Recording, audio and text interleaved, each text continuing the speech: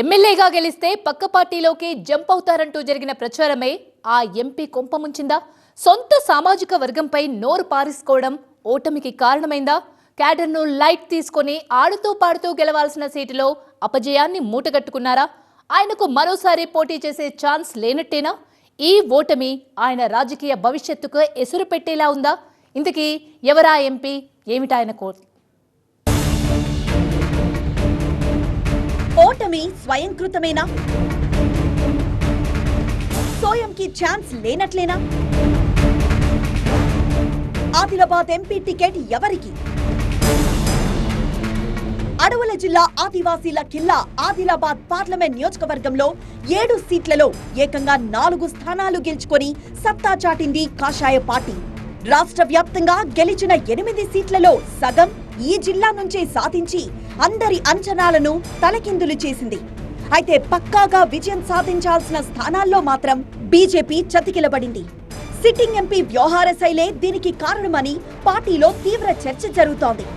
Adilabad MP Soyam బాపురావును both నియోజకవర్గం నుంచి బరిలోకి దింపింది బీజేపీ అధిష్టానం.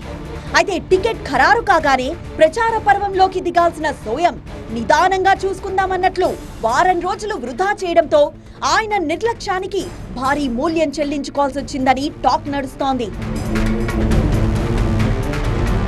బోధ్ సీటును ఎట్టి పరిస్థితుల్లోనూ గెలవాలని బీజేపీ నాయకత్వం టార్గెట్ గా పెట్టుకున్నా ఓడిపోవడానికి కారణమేంటని పోస్ట్ మార్టం చేసిందట కమలం పార్టీ అధిష్టానం.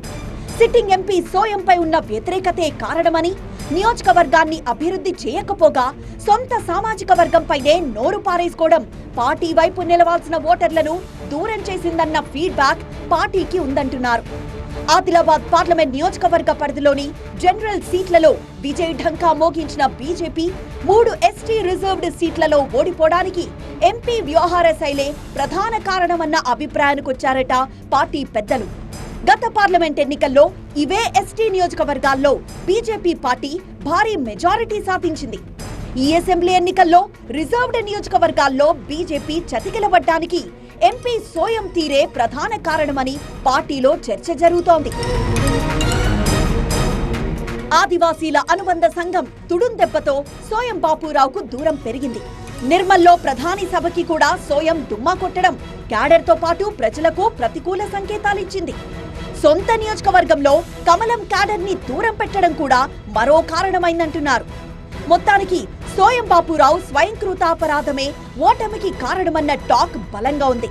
దీంతో వచ్చే పార్లమెంట్ ఎన్నికల్లో మళ్లీ ఈ సీటును గెలుచుకోవాలంటే సిట్టింగ్ ఎంపీ సోయం బాపురావుని మార్చాల్సిందేనన్న వాదన కమలం పార్టీలో బలంగా వినిపిస్తోందట.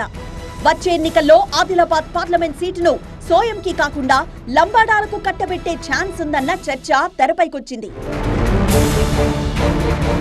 అసెంబ్లీ ఎన్నికల్లో ఉమ్మడి ఆదిలాబాద్ లో 4 సీట్లు గెలుచుకుంది బీజేపీ. ఆదిలాబాద్ పార్లమెంట్ నియోజకవర్గ పరిధిలో ఆ పార్టీకి ఏకంగా 35% పైగా ఓటు బ్యాంక్ పెరగడంతో పాటు ఓడిపోయిన ఖానాపూర్లోనూ భారీ ఓటు బ్యాంక్ దక్కింది.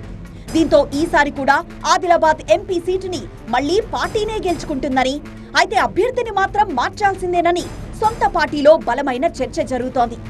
ఈ ఈక్వేషన్ తో వచ్చే పార్లమెంట్ ఎన్నికల్లో ఆదిలాబాద్ ఎంపీ సీట్ ఎవరికన్నా ఆసక్తి మొదలైంది.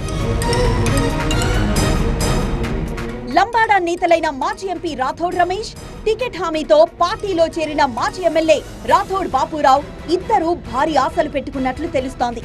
ఖానాపూర్లో స్వల్ప ఓట్ల తేడాతో ఓడిపోయిన రాథోడ్ రమేష్ కే పార్టీ అవకాశం ఇస్తుందని కొందరంటుంటే, ఇచ్చిన మాటను నిలబెట్టుకుని రాథోడ్ బాపురావునే పార్లమెంట్ బరిలోకి దించే ఛాన్స్ ఉందని మరికొందరు భావిస్తున్నారు. రిజర్వ్డ్ సీట్లు పోయినా పార్టీని నిలబెట్టిన సిట్టింగ్ ఎంపీకే మరో ఛాన్స్ ఇస్తారన్న నమ్మకంతో ఉంది సోయం వర్గం. అభ్యర్థి ఎవరైనా ఆదిలాబాద్ పార్లమెంట్ సీట్ మాదేనని బలంగా చెప్తోంది బీజేపీ.